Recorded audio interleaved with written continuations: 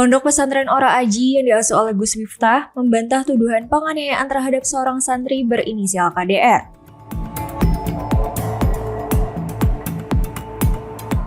Melalui pernyataan resmi yang disampaikan kuasa hukumnya, pihak Ponpes menyebut bahwa insiden tersebut bukanlah penganiayaan oleh pengurus pondok, melainkan aksi spontan antar santri.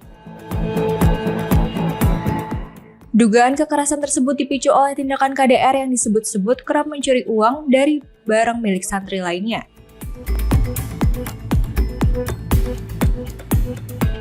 Korban bahkan diketahui telah mengakui beberapa kali mencuri dengan nilai mulai dari Rp20.000 hingga Rp700.000.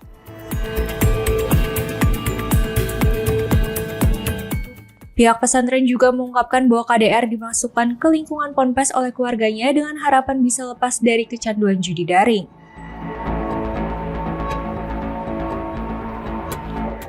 Mereka menegaskan bahwa tidak ada keterlibatan pengurus pondok dalam peristiwa tersebut.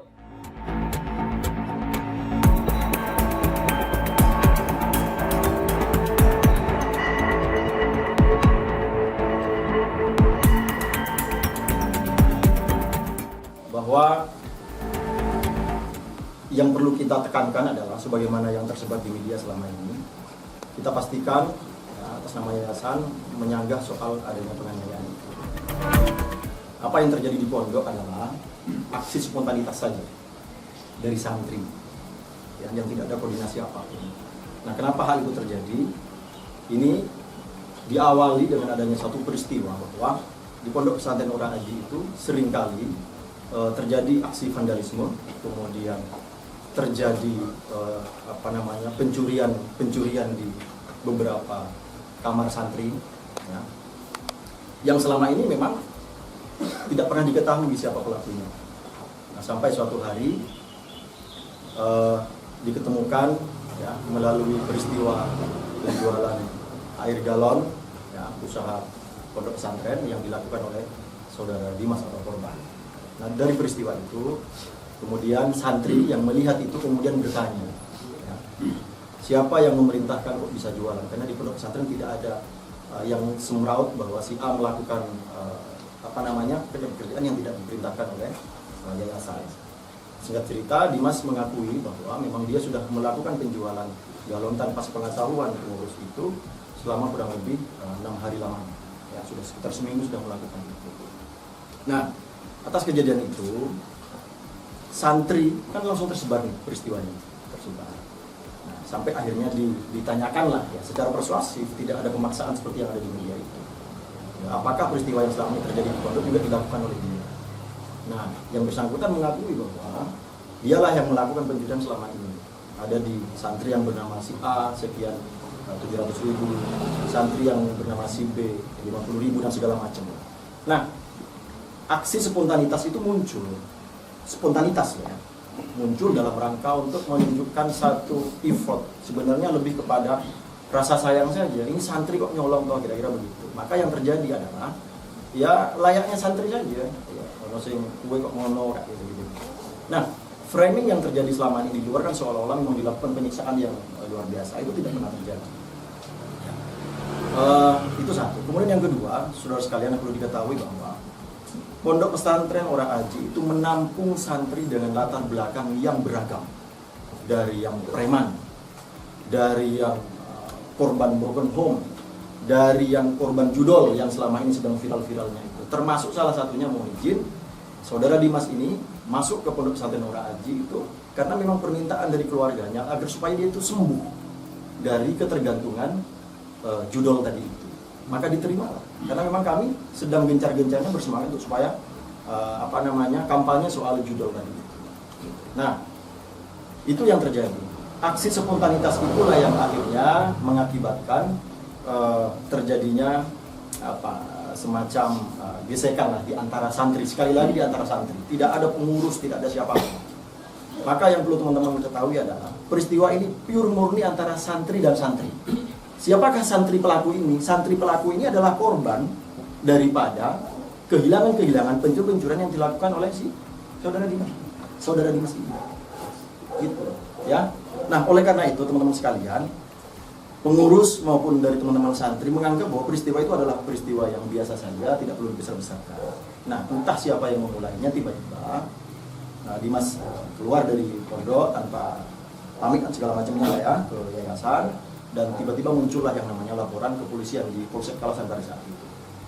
Nah, kemudian apa yang dilakukan oleh yayasan, ya, yakni menjadi mediator untuk memfasilitasi terjadinya perdamaian antara santri dengan santri.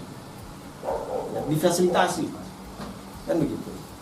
Nah, yang membuat mediasi itu menjadi gagal pada akhirnya itu dikarenakan permintaan kompensasi, ya, atau tuntutan kompensasi dari keluarga saudara Dimas ini yang tidak mungkin bisa dipenuhi oleh santri. Yang notabene orang-orang yang tidak punya, yang notabene datangnya dalam keadaan gratis, saudara. Nah, berapa permintaannya sejak di Polsek Kalasan? Itu angkanya 2 miliar kalau mau berdamai. Gitu. Jadi tidak mungkin santri yang mondok di Ora Aji ini menyiapkan dana sebanyak itu.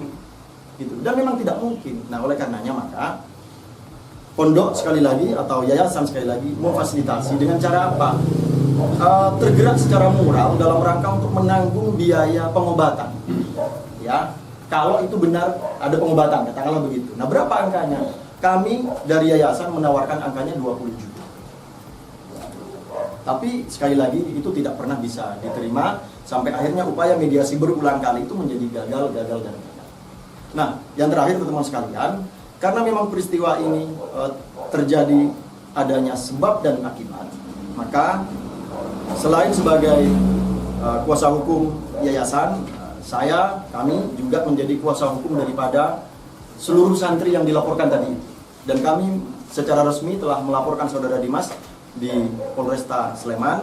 Mohon izin saya tunjukkan bukti SPDL-nya. Ya.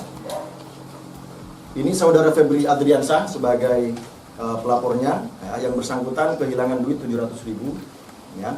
Sudah dilaporkan pada tanggal 10 Maret 2025, ya, di Polresta Sleman, yang sampai hari ini prosesnya sudah berjalan. Nah, kemudian atas laporan ini yang perlu teman-teman semuanya tahu adalah informasi yang kami terima ketika kami melakukan follow up atau meminta progres ke teman-teman di Polresta Sleman, yang bersangkutan sudah dipanggil secara resmi, secara patut, ya, berdasarkan panggilan yang resmi. Itu sampai hari ini tidak menghadiri undangan pemeriksaan. Kurang lebih sudah 2 kali. Lebih tepatnya nanti silahkan dikonfirm ke Polresta Sleman. Oke. Sebelumnya, pihak pesantren telah mencoba menyelesaikan kasus ini secara kekeluargaan melalui mediasi.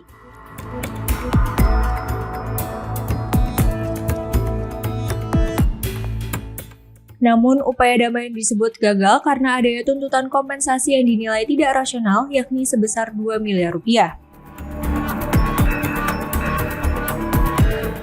Kasus ini kini telah memasuki proses hukum. Sebanyak 13 santri telah ditetapkan sebagai tersangka dalam perkara dugaan penganiayaan tersebut. Kendati demikian, hingga saat ini belum ada tersangka yang ditahan oleh kepolisian.